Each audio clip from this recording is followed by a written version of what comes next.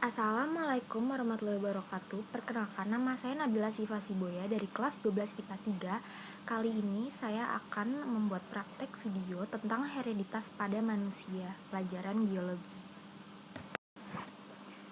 Pertama-tama saya akan menjelaskan apa itu hereditas. Hereditas adalah pewarisan sifat, fisik, biokimia, dan perilaku dari suatu makhluk hidup kepada keturunannya.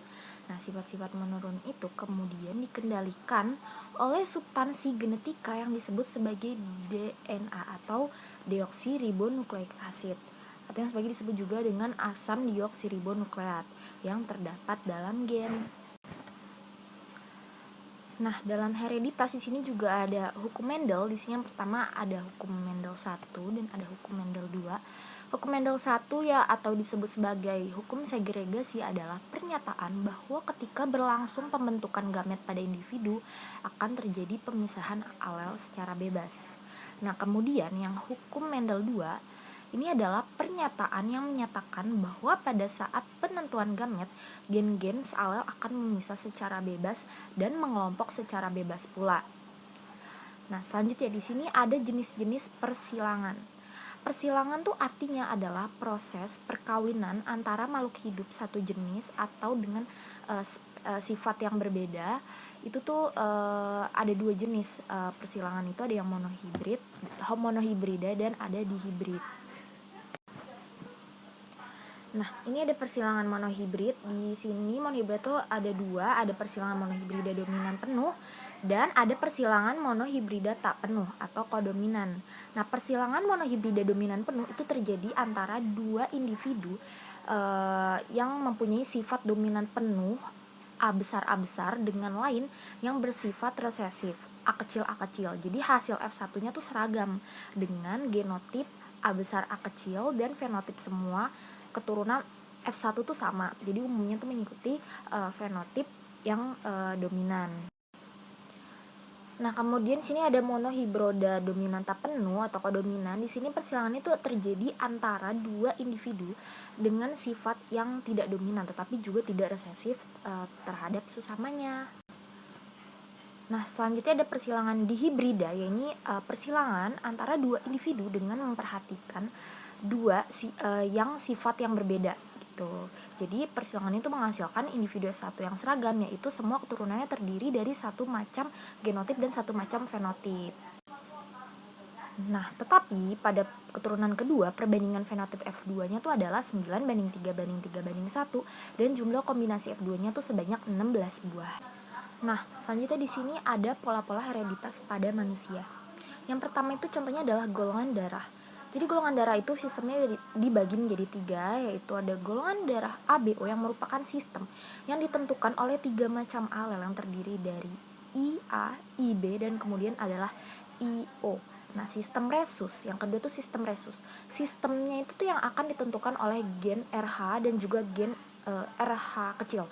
Jadi gen RH besarnya itu untuk jenis resus positif atau tandanya plus. Terus kemudian dan gen hen RH yang kecil itu untuk resus negatif, itu dia min. Jadi alel RH ini memiliki sifat dominan terhadap RH kecil. Nah, kemudian yang tiga ini ada sistem MN. Sistem golongan darah MN ini dimana sistem yang satu ini tuh akan ditentukan oleh dua macam alel, yakni alel LM serta alel LN. Nah, selanjutnya pola-pola hereditas itu ada cacat dan penyakit menurun pada manusia. Nah, di sini salah satu contohnya itu adalah albino. Albino itu merupakan salah satu hereditas pada manusia yang disebabkan karena cacat menurun. Albino sendiri itu merupakan cacat menurun yang disebabkan karena adanya kelainan pada tubuh, di mana tubuh itu tidak mampu memproduksi enzim yang bertugas mengubah tirosin menjadi pigmen melanin. Nah, selanjutnya di sini ada yang penyakit cacat yang kedua itu ada terpautnya kromosom seks. Salah satu contohnya itu adalah Webbed-Toes adalah itu salah satu kelainan sifat di mana di antara jari-jari kaki itu terdapat pertumbuhan selaput seperti kaki bebek kayak gitu. Nah, kemudian yang terakhir di sini saya akan membahas tentang penyimpangan semu hukum Mendel. Jadi penyimpangan semu hukum Mendel itu akibatnya adalah dari beberapa kasus itu tuh menghasilkan rasio fenotip yang menyimpang dari hukum tersebut. Hal ini disebabkan oleh beberapa gen yang saling mempengaruhi pada saat pembentukan fenotip. Nah, jadi rasio fenotip ini tuh masih mengikuti aturan hukum Mendel. Jadi makanya kenapa dia disebut sebagai penyimpangan semu hukum Mendel. Dan ini adalah berbagai macam dari penyimpangan semu hukum Mendel. Yang pertama itu adalah atavisme. Di sini adalah interaksi antara gen yang menghasilkan filia atau keturunan dengan fenotip yang berbeda dari induknya. Kemudian yang kedua itu ada kriptomeri.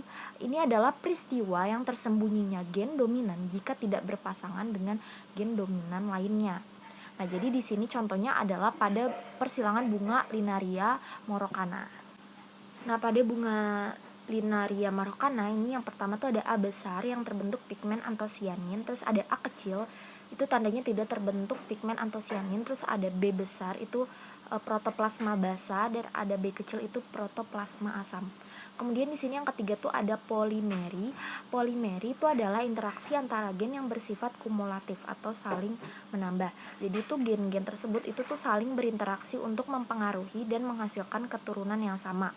Contohnya adalah gandum berbiji merah yang memiliki dua gen, yaitu M1 dan M2. Jadi sehingga apabila kedua gen tersebut bertemu, maka ekspresi warnanya tuh akan semakin kuat. Nah, selanjutnya di sini ada yang keempat itu ada epistasis atau hipostasis.